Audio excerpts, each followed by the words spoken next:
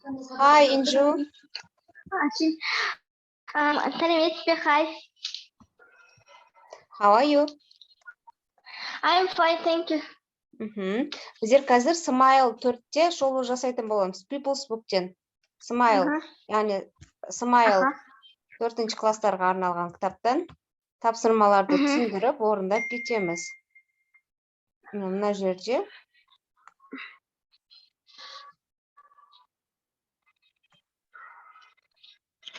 Спорттар. Бірінші тақырып біздер спорт және ойындар жайлы болады. Үшінші тапсырмадағыларды біздер ойындардың аттарын оқып шығамыз. Былай: play hopscotch, play hide and seek, play leapfrog, have sack race, және play tag, одан кейін play blind man's buff. Әр ойындардың өзінің суреттері тұр. Оқып шықшы. Play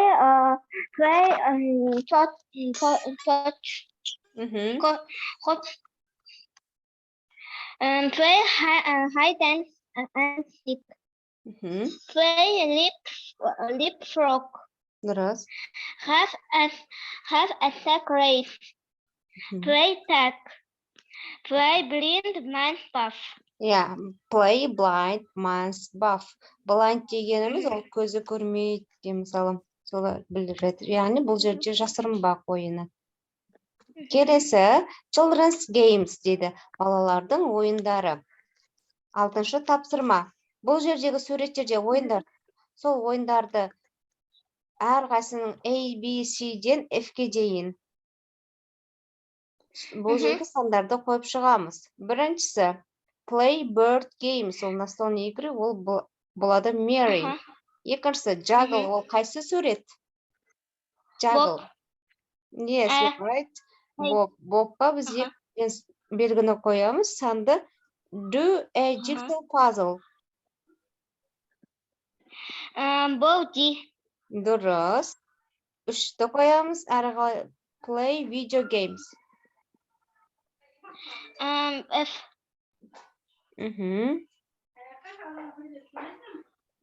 Go bowling. E. Tomda.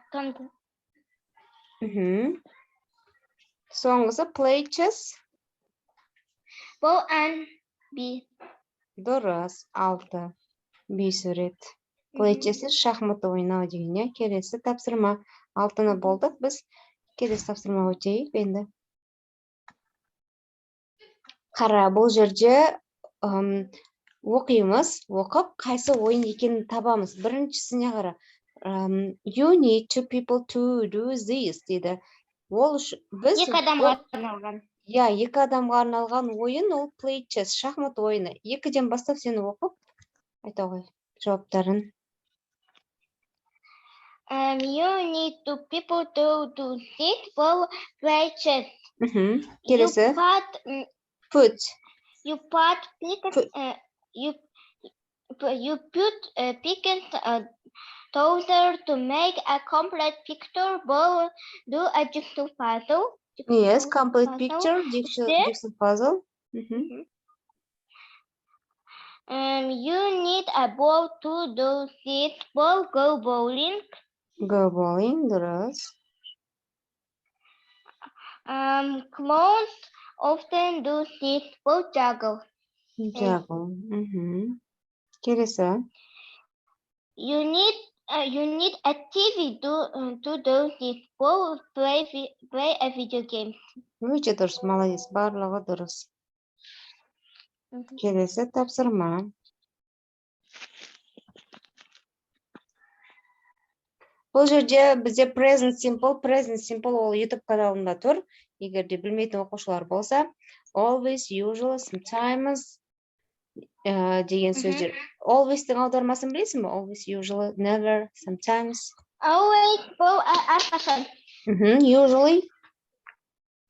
Нема. Дұрыс. Sometimes. Sometimes. Sometimes, қалай ол? Кейде. Sometimes, Кейде? Жоқ, кейде. Аха, never дегеніміз. Ешқашан. Окей, молодец. Мына жерде сөйлемдерді оқып отырып берін. Every day a busy day. Арға busy деген ол занят дегенді білдіреді. Bob always walks the dog дейді. Bob өзінің Боб әрқашан. әрқашан dog Итке. Итпен қыдырады дейді. Жаяу жүру walk деген жаяу жүріп қыдырады. Келесі. He usually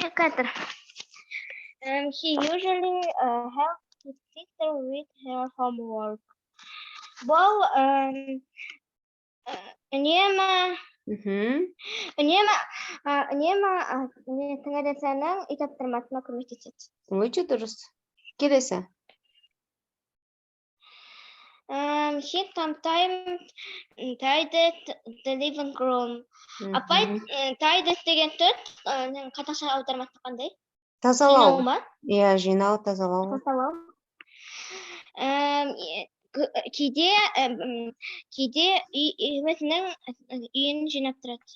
Ол кейде өзінің бөлмесі емес, қонақ бөлмені жинап тұрады. Келесі. He never cooked a meal. Бұл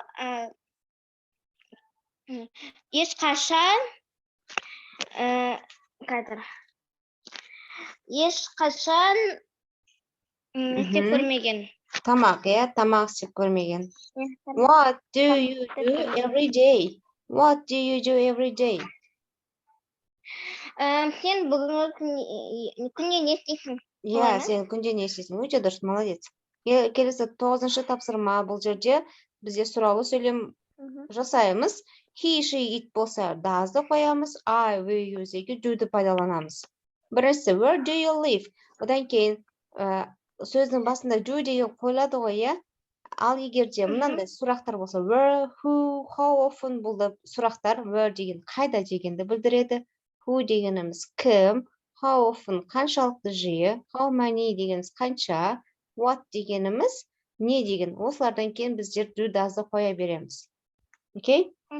Орындайықшы осы 2-ші тапсырмадан бастап.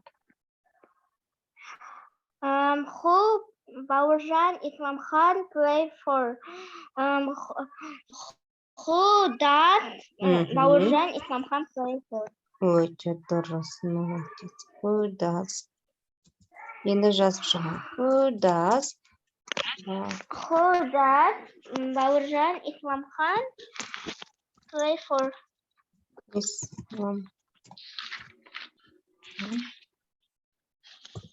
Play for. Өте дұрыс. Келесі. 3-ке өтейік. How often? How often does you have an English lesson? Жоқ, бұл жерге do болады. Өйткені you тұр. How often do you? Апа, мен do дедім ғой. Does деп естідім мен. Do you have? Does. 4.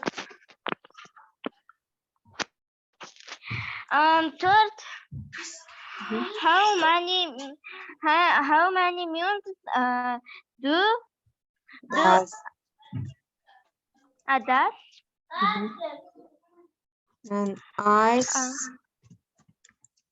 hockey match one? Okay, match.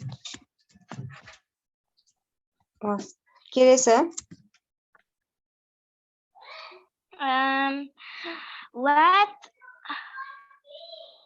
What kind of sport does you like?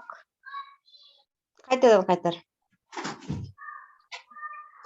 What kind of sport does you like? Do болады. Does емес do. Өйткені you тұр ғой жаңада. What kind of sports do you like?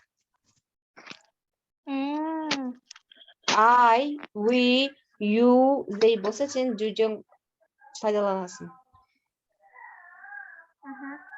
Бұл тапсырманы біздер орындап болдық. 9-да енді 10-ға өтейік.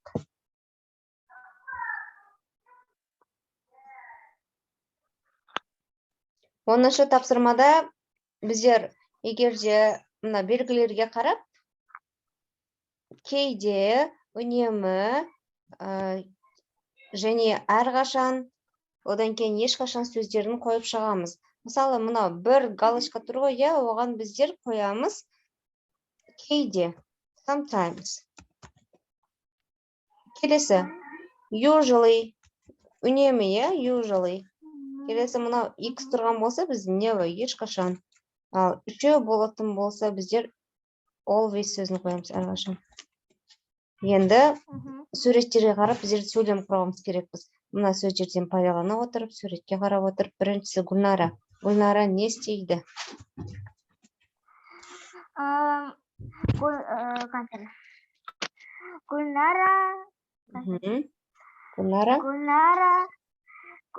Gulnara usually play board games. Молодец, usually plays болады. Plays board games. Өйткені кеше итті біздер етістігімізге еш жалғап қоямыз. Present simple шағында, жай осы шақта. Екіншісі, Сұлтанға келдік. Сұлтан не істейді?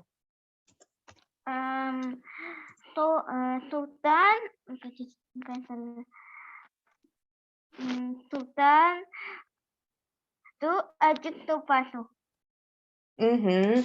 Ал X тұр, сондықтан біз қайсы сөзді қоямыз? Sometimes, never, usually. Sultan never do a jigsaw puzzle. Sultan never does болады. Өйткені It's-ке S-ті жалғап жібереміз. Sultan does, never does a jigsaw puzzle. Үшінші сурет. Бізде ұлан. One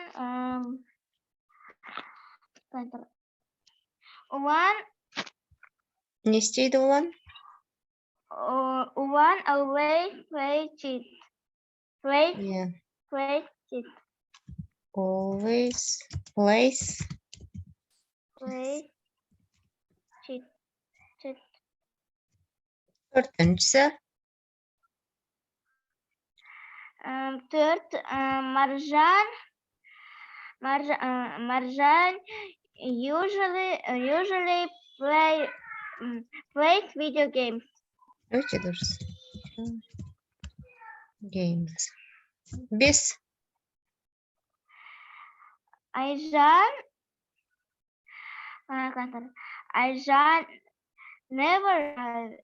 never play. Ayjan never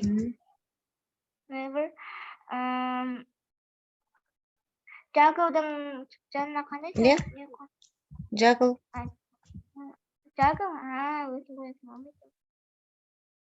Немесе juggles. Ayjan never juggles. 6. Берікке келдік. Берік sometimes go bowling. Goes. Goes. Есті жалғап отырамыз ғой. Bowling. Бұл juggleға да есті жалғап жіберді, өйткені ол да іс-әрекетке жатады, іс-әрекеттердің бәріне есті жалғап жібереміз. Кроме мынау, егерде сөзіміз X, Ш, Ч, Ү, және Ш әріптерге аяқталса, біздер ES жалғаймыз да. Бізде мына жерге не үшін ES жалғадық? Go дегеніміз Ү әріпіне аяқталып тұр, сондықтан ES жалғадық. Place дегеніміз өзін S-ті жалғап қойса, do тоже Ү әріпіне аяқталып тұр, S-ті жалғадық. Түсінікті ме? Келесі. Бұл жерде енді мәтіндер, оларды оқып аударып кете салайық. Или жай оқып кетеміз. Мысалы, Hey Lily, hey Daisy, are you staying in? You usually go out on Saturday? Not. I'm not sure. We are just reading some magazines. What are you doing, Liam? Oh, I'm sending a text message to Jake. That's funny. He's not answering. He always answering straight away. Сосын айтады. Give him a ring at home. Then, hey, Jake. It's me, Liam. Hold on, Liam. I'm just putting you on speakerphone. What are you doing? I'm practicing my new hobby. Jake, what's all that noisy, Jake? Суреттерге қарап отыр, мәтіндерді көріп отыр. Қазір түсінгенін қазақшалап айтып бересің. What's wrong, Liam? I don't know, but I'm going around to Jake's house. Wait for us. We are coming with you. Is that your new hobby? No, my new hobby is juggling, but I'm not very good at it. Never mind. Doing jigsaw puzzles is a good hobby too. Не жағдай болып екен? Айтып бере аласың ба?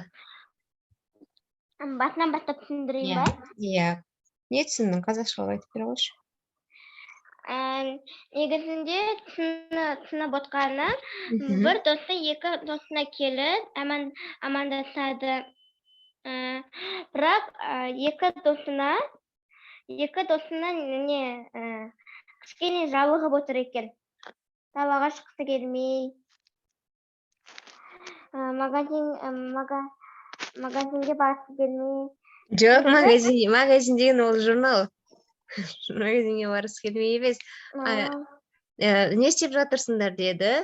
Біз бірнеше журналдарды оқып жатырмыз деді. Одан кейін сен не істеп жатырсың деп сұрады Лиамнан.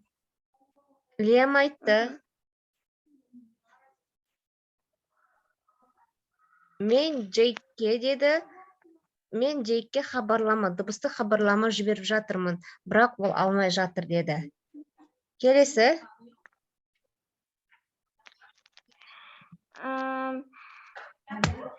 Бірақ ол алмайды. Содан кейін тағы бір рет қоңырау шалғаннан кейін алғанда барлығы сынған дауыстар шығады. Қатты дауыстар шығады. Сосын? Сөйтіп, Дейзи, қайда бара жатсың қайда жүгіріп бара жатсың десе, Джектің үйіне бара жатырмын дейді. Онда біз де сенімен барамыз дейді. Сосын? Сөйтіп, үйіне келсе, Джектің үйі сынып жатыр екен. Ол немен айналысып жатыр? Сөйтіп, айтады, сенің жаңа хоббиің бар ма дейді. Жоқ, менің хоббиім жонглировать, бірақ менде жақсы шықпайды деп жатыр. Өте дұрыс. Сосын? Содан кейін Дейзи Дейзи айтады, пазл жинау да ол жақсы хобби дейді. Good. Енді мына жерде біздер қалып кеткен әріптерді жазып шығайық. Мысалы, Liam sends text message, but he doesn't. Жауап беру дегенді білесің бе, қалай болады? Жоғардан қалып түсеміз. Жауап беру. Оған хабарласты, бірақ ол жауап бермеді. Қалай болады? Вот, мен жазып шыға салайын. He doesn't answers.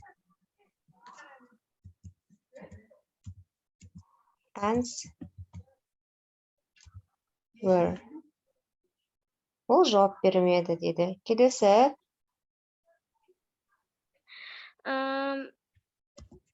Қоңырау шалды. Ring at home болады.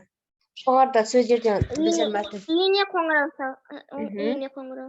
Келесі, мына жерде төртке үй деген сөзді қоюымыз керекпіз. Home. Home. Және бетке біз хоббиді қойып қоямыз. Оның жаңа хобби. Солай болады. Жоғарыда тек мәтінге қарап орындасақ та болады да. Осы сөйлемдерге қарап.